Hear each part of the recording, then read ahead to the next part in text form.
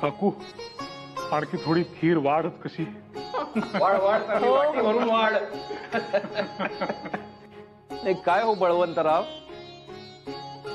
बातमी जास्त गोड आहे का खीर?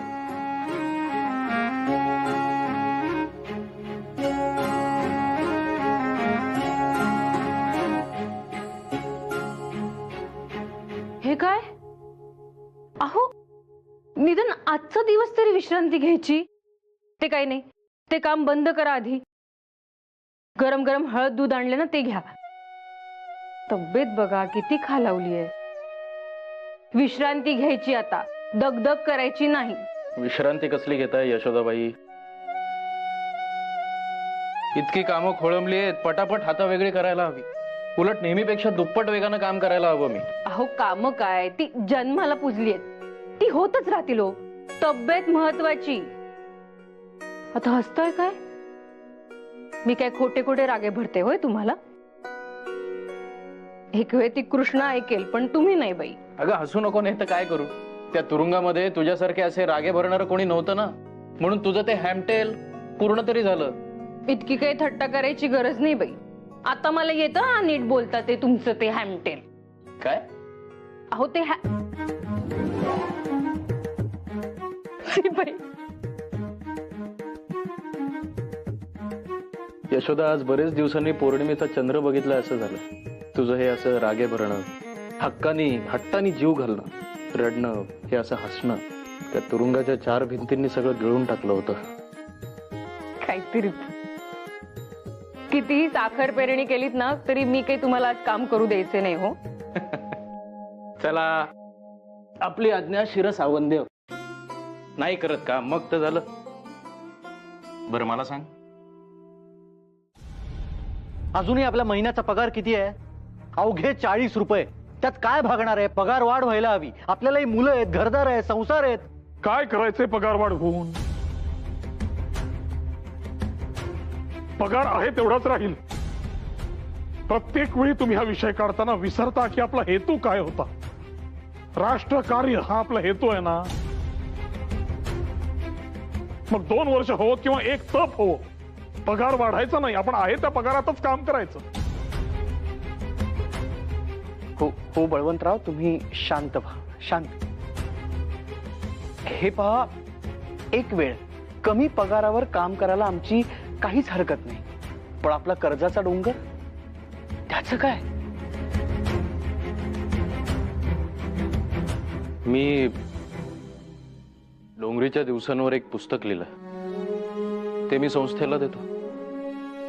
त्यातून जेवढं उत्पन्न होईल त्यामध्ये जेवढं कर्ज फिटेल तेवढं फिटेल. आता तरी मी एवढंच करू शकतो. हा एक मार्ग नक्कीच असू शकतो, पण हा एकमेव मार्ग नाही. आपल्याला पर्यायी मार्गाचा विचार करायला हवा.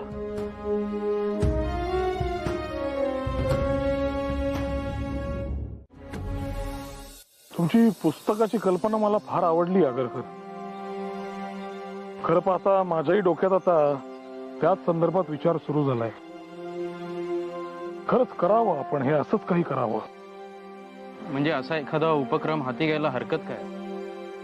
पण हो, तुम्ही आता जरा घराकडे लक्ष द्या. नाही म्हणजे तिथे जबाबदारी वाढली आहे तुमची. अहो, तिथली जबाबदारी वाढते म्हणून काही इथली जबाबदारी झटकून चालेल का? अहो नाही, तसं नाही म्हणत आहे मी. आपण प्रयत्न करतोच आहोत ना. आणि जोवर आपण एकत्र आहोत तोपर्यंत मृत्यूची छाती नाही आपल्यामध्ये अडथळा निर्माण करून आपल्याला घाबरवण्याची. समजलं? आता कसे बोलला? 16 आणे. पण पुस्तकाचं काम आलंय कुठवर? पहिली आवृत्ती वाचण्यास उत्सुक आहे. बरं, आता तुम्हाला वाटेल काकूचा काय हा अवतार.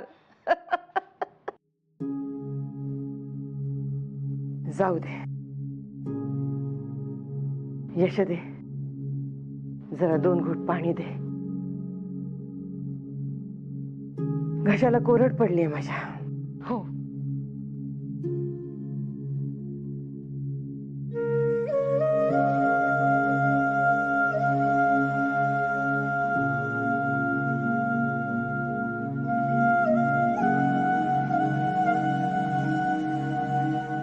हे बघ, गप्पांच्या नादात ज्या कामासाठी आले ते विसरले.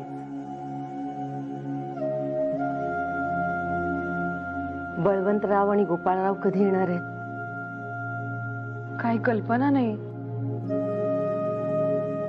मध्यंतरी खटल्यामुळे सगळी कामं रेंगाळली ना, त्यामुळे स्वारी अलीकडे सतत कामातच बुडालेली असते. ना घरी यायची शुद्ध, ना खाण्यापिण्याची. पण तुम्ही मला सांगा ना, मी घालेन की यांच्या कानावर. तुला सांगायचं असतं तर तुझ्या नवऱ्याची चौकशी कशाला केली असती? तुलाच सांगितलं असतं ना. म्हणजे पाहिलंच नाही यशोदा वहिनी, म्हणजे आता जी काही कामं सांगायची ती सुद्धा थेट यांच्याकडेच. आपल्याला काही म्हणून सांगायचं नाहीये. होयच मुळी. माझे काम तुमच्या नवऱ्यांकडे आहे आणि ते आल्याशिवाय काय मी सांगायची नाही. बर,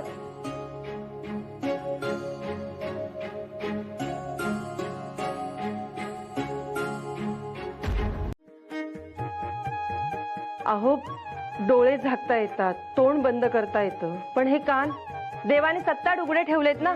आता कानावर पडलं की ऐकू येणारच. बरं, मग आज काय ऐकलं तुमच्या या 7 उघड्या कानांनी? लोक ताटावर बसले की मन मोकळेपणाने बोलतात, मग ते कानावर पडतं. नाही, होऊ दे तुमचा सत्कार, पण मला ना तुम्हाला जेवू घालायचंय, एवढीच माझी इच्छा आहे. अहो एवढे मोदक आणलेत की करून?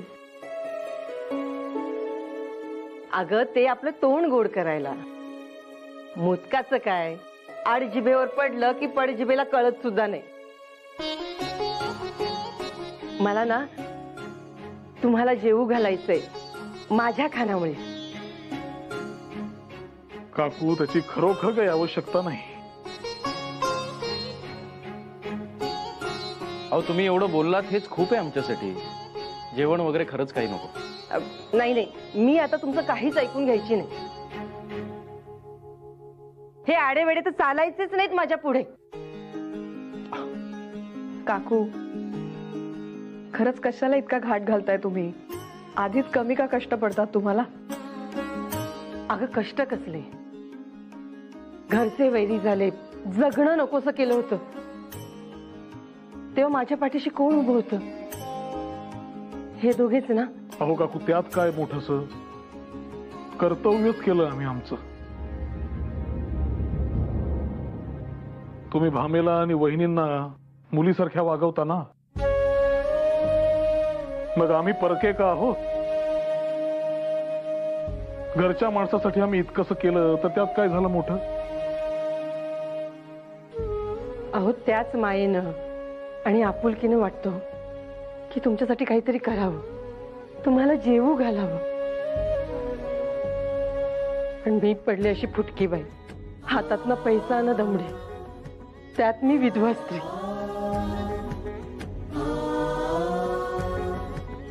मी काय करणार कोणासाठी? काकू, ठीक आहे, येतो आम्ही दोघं जेवायला. ते अश्रू पुसा बरं आधी. नक्की याल ना? अर्थातच.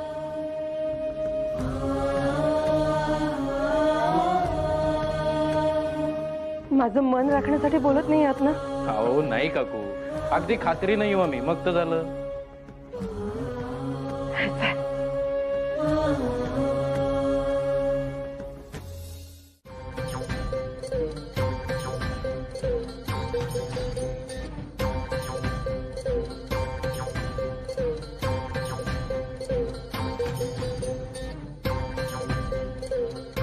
वा बळवंतराव, चालू द्या चालू द्या, माझ्या वाटची तुम्हीच खा.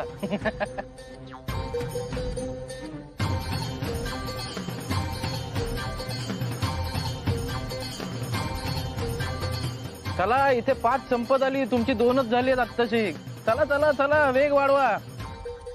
हो हो हो, खाऊ तर द्या.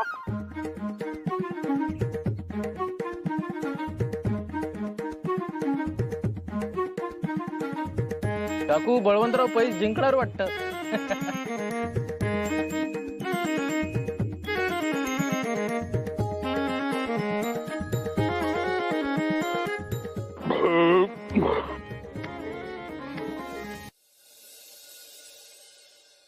यशोदा, यशोदा,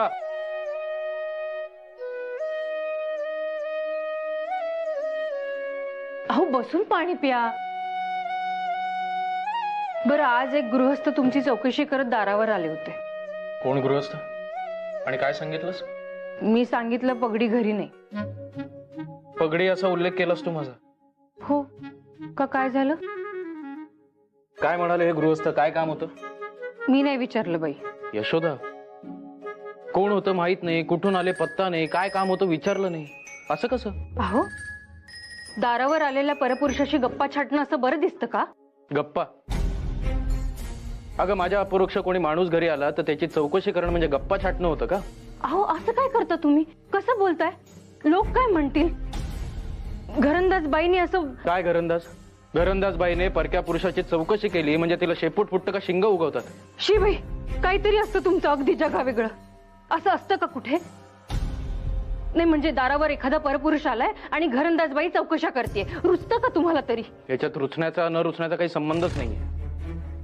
मर्यादेत राहणं म्हणजे घरी आलेल्या माणसाची चौकशी करू नये असं नाही होत. मूर्खपणा म्हणतात त्याला. मूर्ख? आधीच लोक काय काय बोलतात मला, त्यात तुम्ही अजून नवीन नवीन काय काय शिकवा मला. आता यात रडण्यासारखं काय आहे? साधी गोष्ट सांगितली मी तुला, इथून पुढे लक्षात ठेव म्हणजे झालं. जुन्या चुका सुधारायची संधी मिळते ही फार मोठी गोष्ट आहे. पानं घे, मला जेवण करून निघायचंय.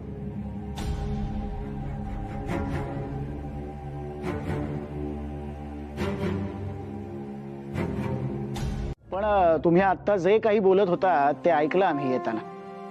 अगदी योग्य तेच बोलत होतात तुम्ही.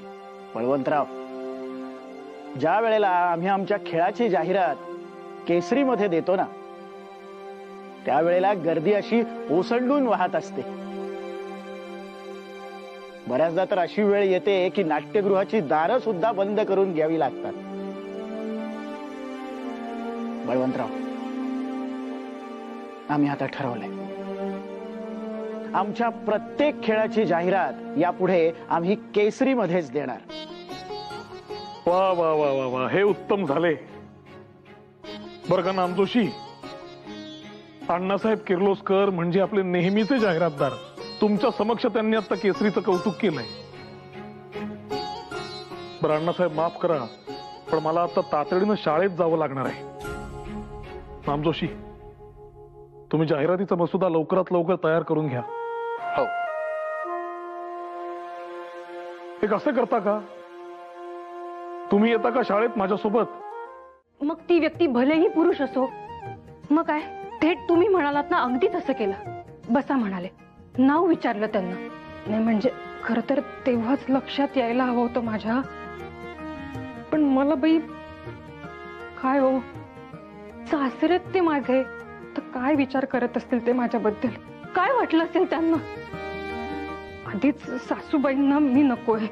अहो, तुम्हाला दुसरं लग्न कर असं सांगायला आले का ते इथे? अहो, हसताय काय? इथे जीव चाललाय माझा. अगं हसू नको, नाही तर काय करू? जेव्हा नव्हतं विचारलंस तेव्हाही रडलीस, आणि आता एवढं विचारलंयस तरी रडतीस. मग का आलेत ते? आता मामा कशासाठी आलेत मला माहित नाही, पण एक गोष्ट मात्र नक्की, हे जर रडणं थांबवलं नाहीस तू तर मात्र मला दुसरा विचार करावा लागेल. मी कुठे रडते? मी नाही रडते बाई. हे बघा, प्रत्येक माणूस वेगळा, सगळ्यांना सगळं कसं साजरं दिसावं. मित्रांनी एकसारखं असण्यापेक्षा ते इंग्रजीत म्हणतात ना तसं कॉम्प्लिमेंटरी असावं. हे मात्र खरंय. फार योग्य बोलला. बळवंतराव, माझ्या मनामध्ये एक विचार आला होता. विद्यार्थ्यांची माझ्यासारखी गैरसोय होऊ नये म्हणून त्यांच्यासाठी आपण आपल्या शाळेमध्ये एखादं ग्रंथालय सुरू केलं तर काय वाटतं तुम्हाला?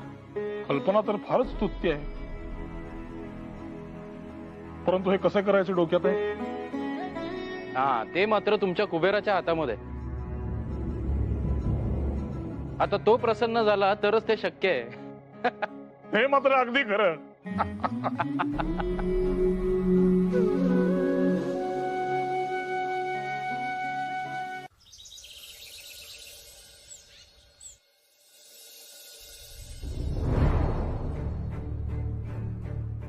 आत येऊ शकतो का आम्ही? मी लिहित असताना मला त्रास द्यायचा नाही हे किती वेळा सांगायचं आता? बरं मग नंतर येऊ का?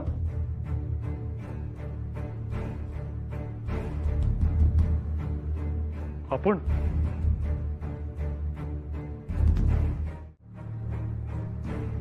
या या बसा.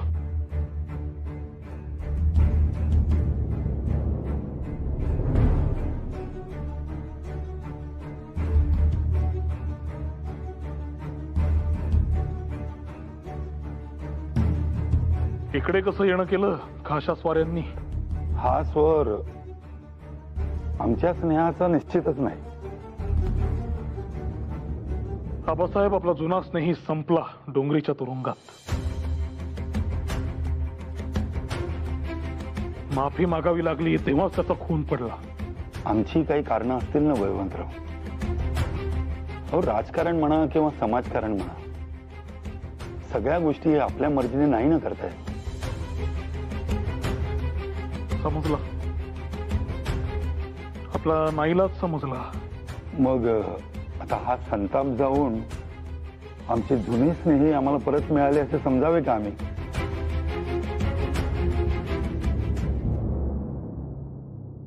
असं म्हणायला हरकत नाही. चला, मनावरचे ओझे उतरल्यासारखे वाटते. कसं आहे आबासाहेब, झाले गेले विसरून जाणेच इष्ट. चला, आपल्या आपल्या स्नेहाचा नवा अध्याय सुरू करूया. बळवंतराव, ओ बळवंतराव. साहेब,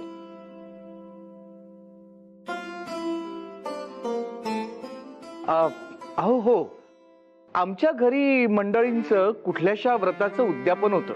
धोशा चालला होता, जेवून जा जेवून जा म्हटलं. जेवणावळी उठवायला इथं कुणालाही वेळ नाही. प्रसाद बांधून द्यावा. काय आहे, प्रसाद 4 चौघात वाटला की पुण्यही मिळतं. आणि आज इथं 2 जुन्या स्नेहांची नव्यानं दिलजमाई झालेली आहे. याहून उत्तम योग तो कोणता?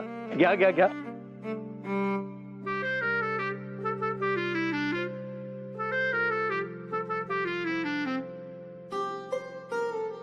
दीनानाथ, दीनानाथ, कागदपत्र घेऊन ये.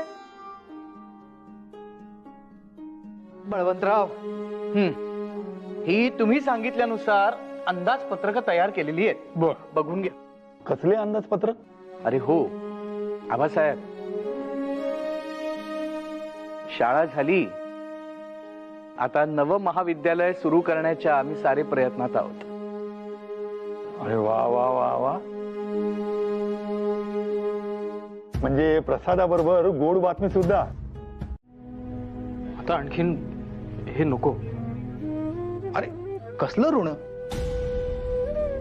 फिटलं असं समज.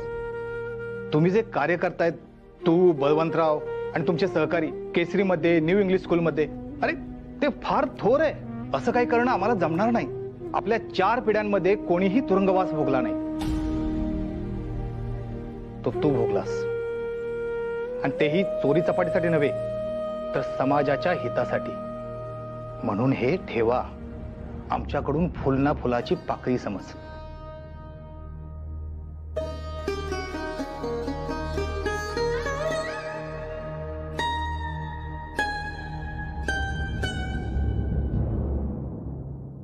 शाळेच्या स्थापनेवेळी इंग्रज सरकारच्या कागदपत्रांचा.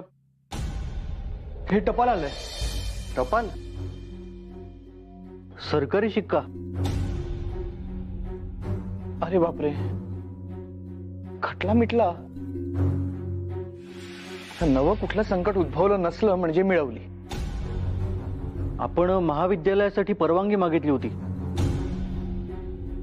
त्या प्रस्तावाला नकार आला का काय? का अजून एखादं समन्स? आपटे, हे सतत असं घाबरून कसं चालेल हो? पत्रकारितेच्या क्षेत्रात आहोत ना आपण. वाघाचं काळीज घेऊन राहायला हवं. हे सतत असं सशासारखे भेदरलेले राहिला तर काय होईल? तो लिफाफा उघडा आधी, काय लिहिलंय वाचा.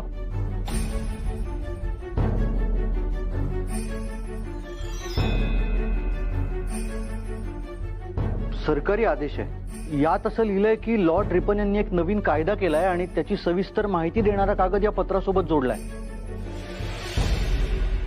गुरुजी, लॉर्ड रिपन कोण? लॉर्ड रिपन म्हणजे व्हॉइसरॉय ऑफ इंडिया. व्हॉइसरॉय म्हणजे कोण?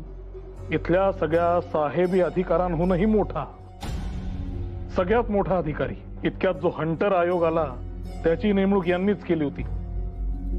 आणि एकूण उदारमतवादी व्यक्ती असा लौकिक आहे यांचा.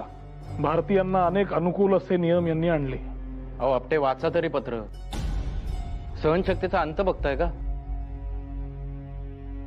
नाही तर आणा, मी वाचतो.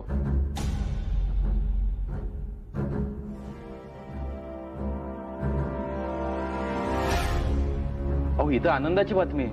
आधीच्या व्हॉइसरॉयनी लागू केलेला व्हर्नाक्युलर प्रेस ऍक्ट या रिपन साहेबांनी रद्द केलाय.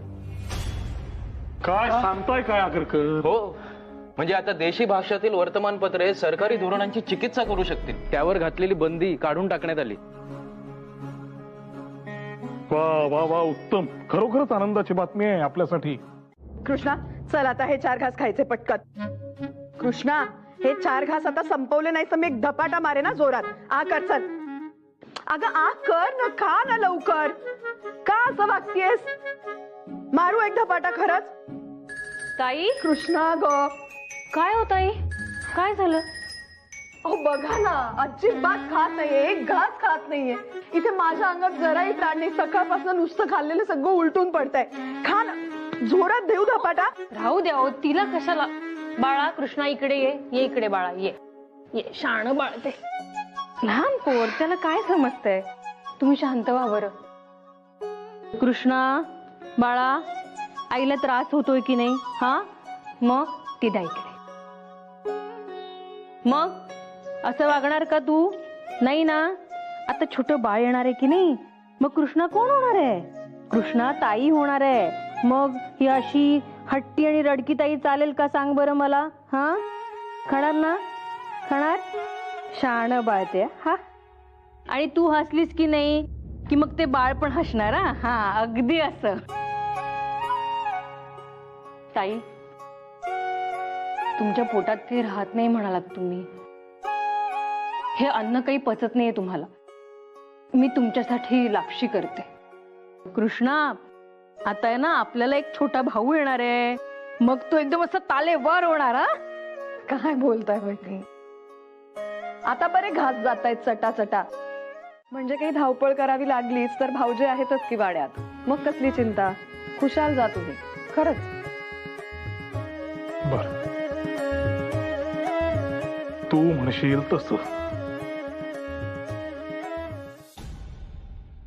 सातारकर गद्रेंचा वाडा छोटा पडेल की काय असं वाटतं. शेजारी होळकर वाडा पण आहे. तिथेही पत्र पाठवून बघू. थांबा. बळवंतराव, सातारकर गद्रे काय म्हणाले? काय घडलं साताऱ्यात? सातारकर गद्रेंनी होकार तर दिलाय, पण त्यांचा वाडा भाऊबंदकीत अडकलाय. इतर बंधूंकडून होकार मिळवला तर काही म्हणणं नाही असं म्हणाले. मग आता? आता काय, चला बडोद्यास.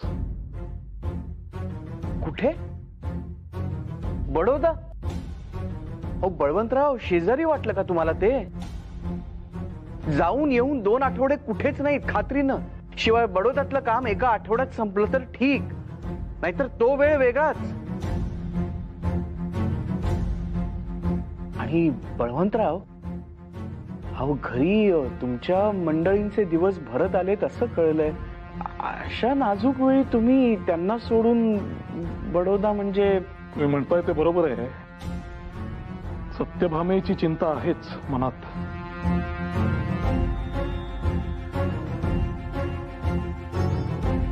परंतु काम थांबवून कसे चालेल?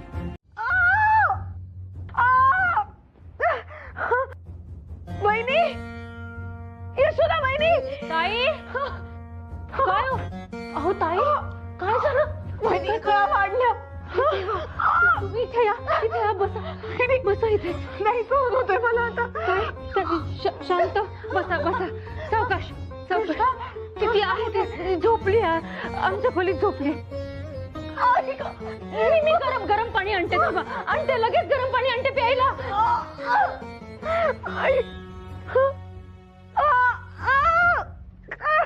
ताई आले हा मी. हे घ्या हे घ्या कोमट पाणी आणलंय. हे घ्या. थांबा थांबा आधी सावकाश नीट बसा बरं. पाय पाय वर घ्या. हा सावकाश सावकाश सावकाश सावकाश. शांत शांत सगळं नीट होणार. हे घ्या हे घ्या कोमट पाणी प्या. हे घ्या सावकाश सावकाश. हे गेले तर सुनीला बोलवायला. हा त्या येतीलच. ताई जानकी काकूंना बोलवायचं का? नको, मी काय पहिलेच करेन का आता. उगाच रात्रीच्या बेवयस्कर बायकांना त्रास कर. ताई तुम्ही अरे देवा.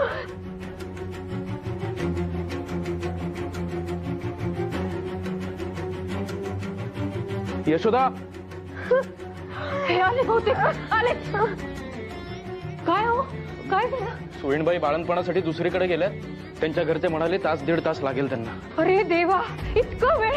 अहो ताईंना कधीच्या काळा सुरू झाला. आता काय करायचं? शांत हो तू. मी निरोप दिलाय लगोलग त्यांना इथे पाठवा म्हणून. तुम्ही एक काम करा. तुम्ही असेच परत जा आणि जानकी काकूंना घेऊन या. अगं वेडी आहेस का तू?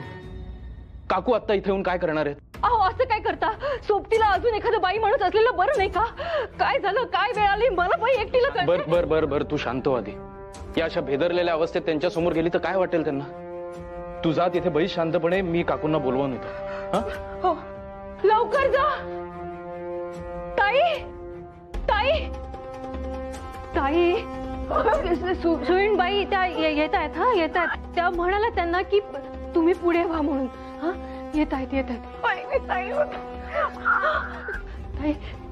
तोवर मी आहे ना सगळी तयारी करून ठेवते. गरम पाणी ठेवलंय मी करायला. मी पटकन चिंध तयार करून ठेवते. तुमची एखादी जुनी साडी. हा हे घेते. ताई शांत व्हा हो. सगळं ठीक होणार आहे. हा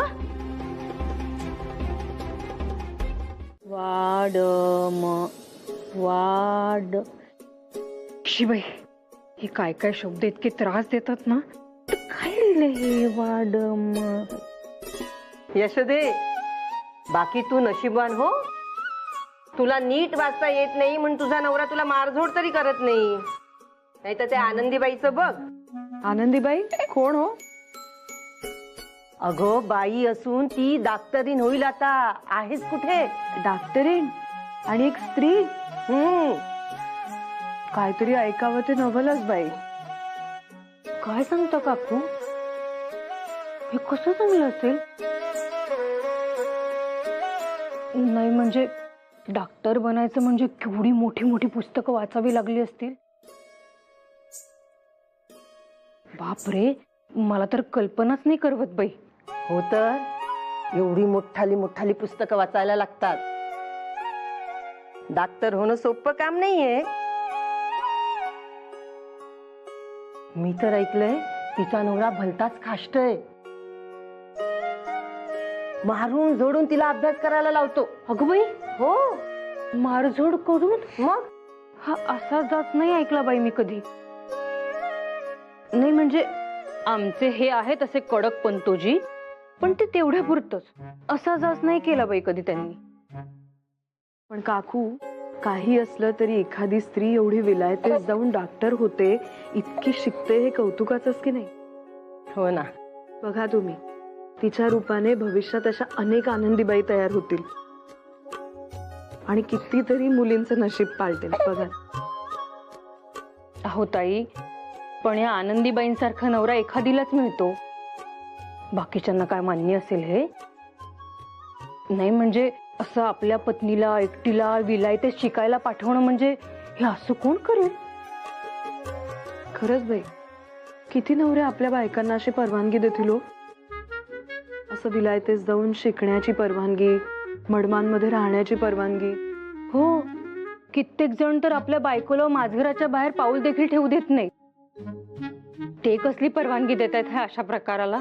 हेच चुकतं आपल्या बायकांचं. कशाला हवी नवऱ्याची संमती? अगो शिक्षणासारखी गोष्ट मनाने करता येऊ नये म्हणजे तर हद्दच झाली बघ. मी तर म्हणते या नवरे मंडळींना विचारूच नाही. विचारलं तर आधी नकार घंटा वाजवतील, मग उपकार केल्यासारखं होकार देतील. अहो काही काय बोलताय काकू, नवऱ्याची संमती घ्यायला नको काही करताना.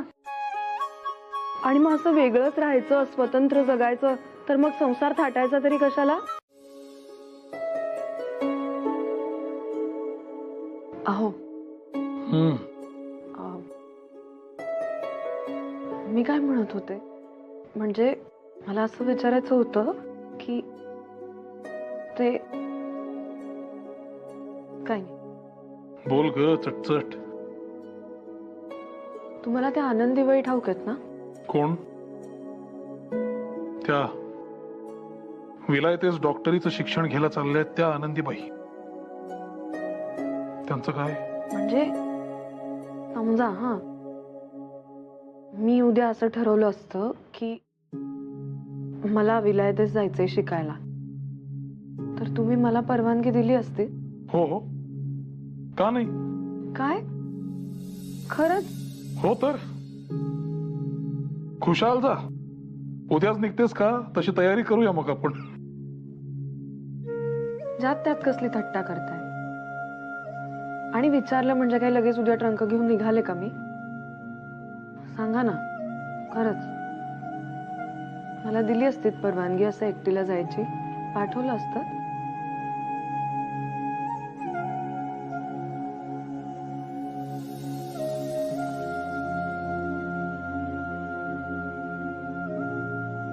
आता तू विचारतेस म्हणून सांगतो, जो परवानगी मागतो तो कधीच जगा वेगळ्या गोष्टी करू शकत नाही भामे. माझ्या परवानगीचंही सोड, स्वतःला विचारून बघ, इथलं सगळं घरदार संसार सोडून त्यांच्या इतकी मोठी उडी घेणं तुला जमलं असतं का? परका देश, परके लोक, परक वातावरण, अन्न पाणी हवा सगळं निराळं, आपल्यासारखं नाही. अशात एकटं राहायचं, तिकडच्या लोकांचं दिसणं बोलणं वागणं भाषा संस्कृती सगळं भिन्न. अशातनं येणारं एकाकीपण, हे सगळं सांभाळून अभ्यास करायचा. हे सगळं जमलं असतं का? मस्तच जमलं कदाचित. म्हणजे अभ्यासाचं ठीक आहे, पण आपल्यासारखी माणसंच नसतील आसपास, तर मग बोलणार तरी कोणाशी? तुला सांगतो,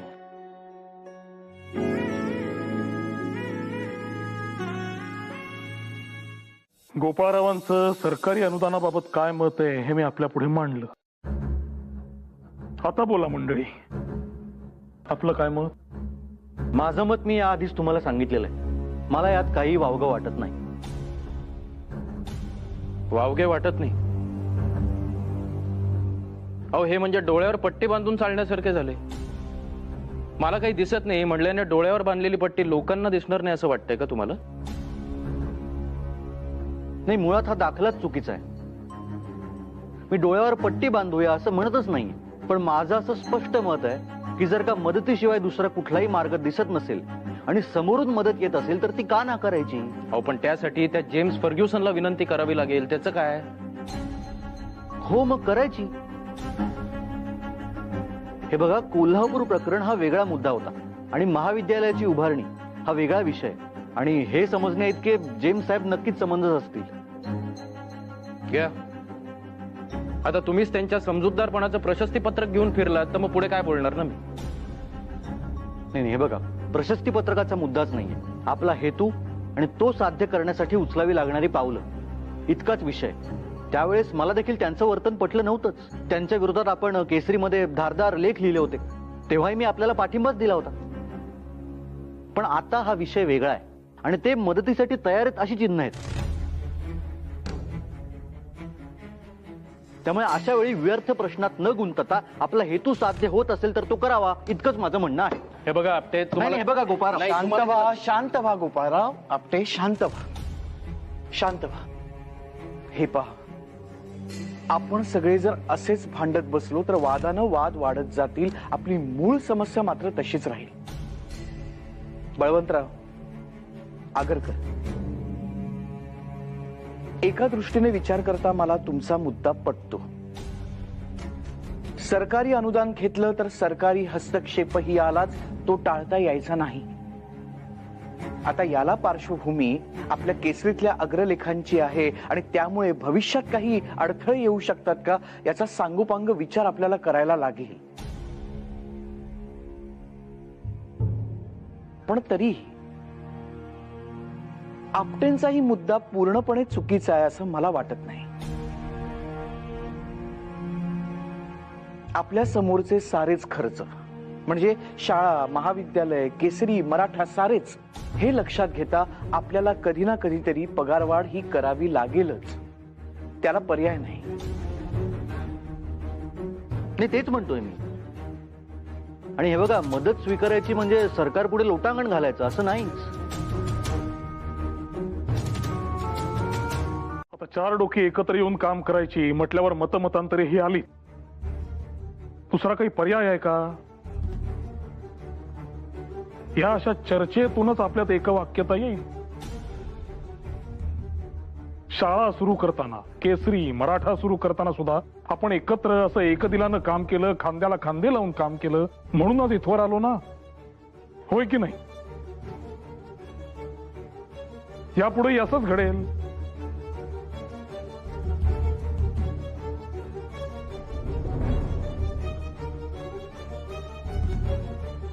आता आपल्या सर्वांचीच मते परस्पर विरोधीत आणि मला सगळ्यांच्या मतांचा आदर आहे.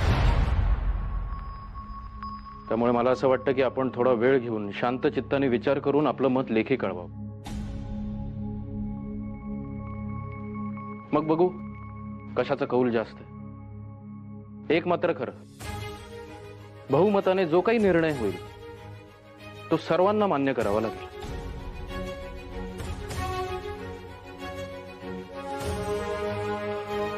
मान्य? ठीक आहे. नामजोशी? आपटे? मान्य. धन्यवाद.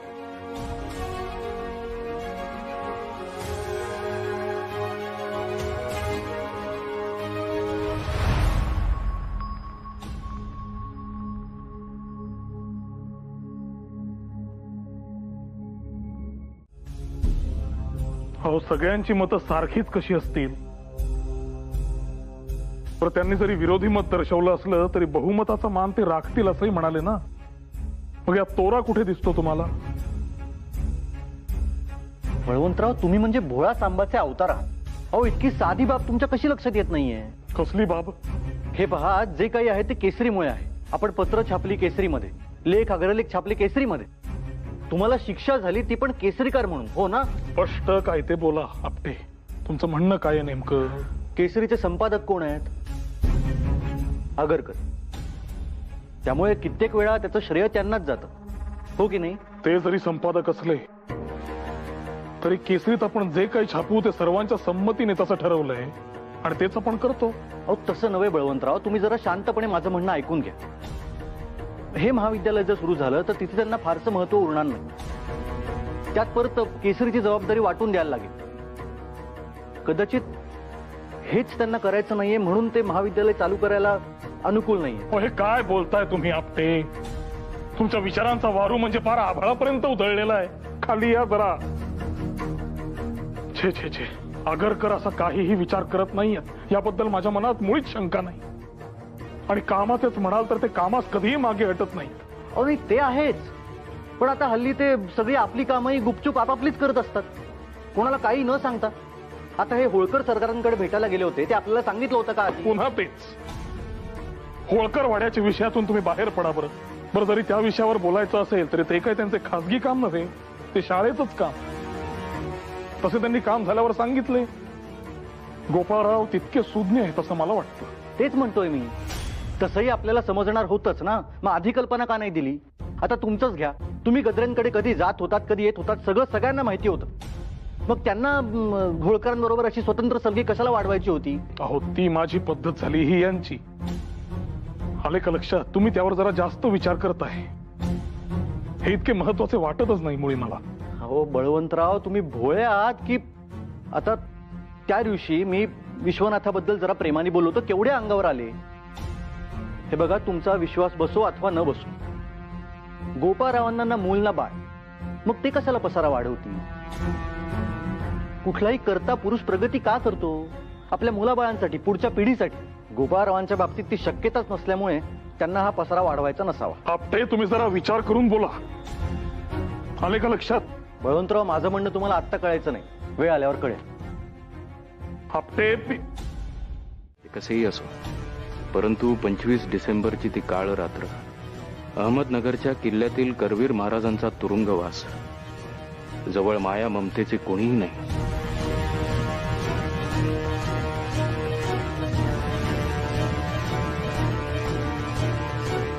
अशा स्थितीत निराशेने बेफाम झालेल्या अर्धवेड्या महाराजांचा संताप व त्यांचा ग्रीन सारख्या अडदाण सोजिऱ्याशी मारामारीचा प्रसंग, हा सर्व देखावा डोळ्यांपुढे आणला असता मन अजूनही कावरे बावरे व उदास होऊन जाते.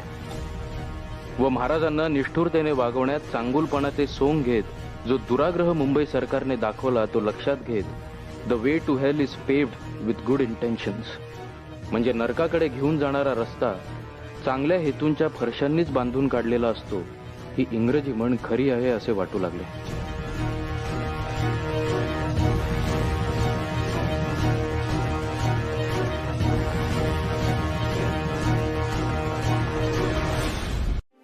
काय ग कृष्णे, असा गालाचा लाडू करून बसणार आहेस का? विश्वनाथ बाळ आहे अजून, तू ताई ना त्याची, होय की नाही? त्याने तुझे फुटाणे सांडले म्हणून अशी रुसूनच बसणार आहेस का? मी आईला तुला पुन्हा फुटाणे द्यायला सांगतो, त्यात काय मोठे? काय ग ढमे, सांडू दे फुटाने. बाबासाहेब, या या या. आज तू मिठाई खा, घे. कृष्णे, हे आबासाहेब बरं का, लांबून कोल्हापूरहून आलेत. नमस्कार करा पटकन. आईला त्याचा पटकन, आणि विश्वनाथला पण दे. या या आबासाहेब, या बसा. आज इथे घरी कसं येणं केलं? बरं, मिठाई घेऊन आलायत म्हणजे आनंद वार्ताच असावी. बातमी तशी आनंदाचीच आहे, पण काय?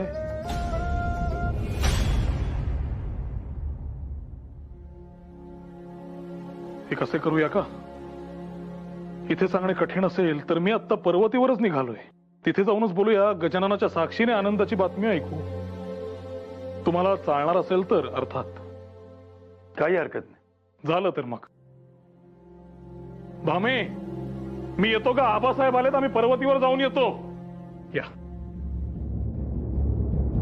चला तर मग, आता मिठाई वाटूनच आपल्या या नवीन पर्वाची सुरुवात करू. काय बळवंतराव? अगदी अगदी. मिठाई घेऊन येता पारावर.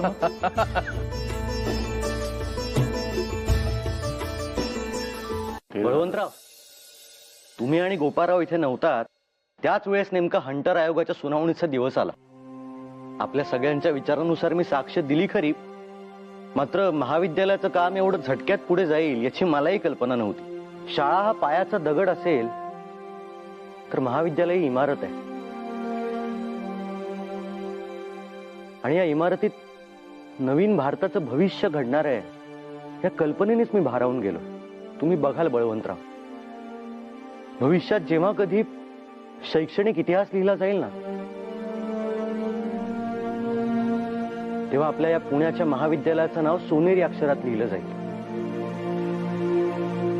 आपटे, तुम्ही दिलेली साक्ष हे आपण आपल्या स्वप्नाच्या दिशेने टाकलेले पहिले महत्वाचे पाऊल होते. कबूल आहे की नाही मंडळी? होय, निश्चितच. अगदीच. हे पहा, शास्त्री बुवा म्हणायचे, इंग्रजी भाषा हे वाघिणीचं दूध आहे, आणि ही भाषा प्रत्येकाला शिकता यायलाच हवी.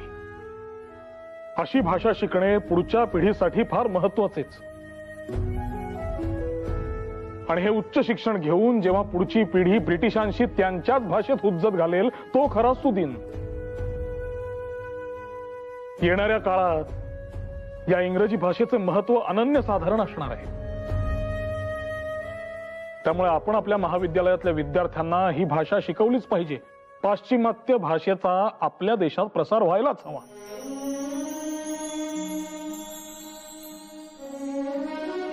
महाविद्यालयातनं असे विद्यार्थी घडवणे हे आपल्या समोरचे खरे आव्हान आहे. आणि आपण जर एकमेकास सहाय्य केले तर आपले हे इप्सित साध्य करणं काही कठीण नाही.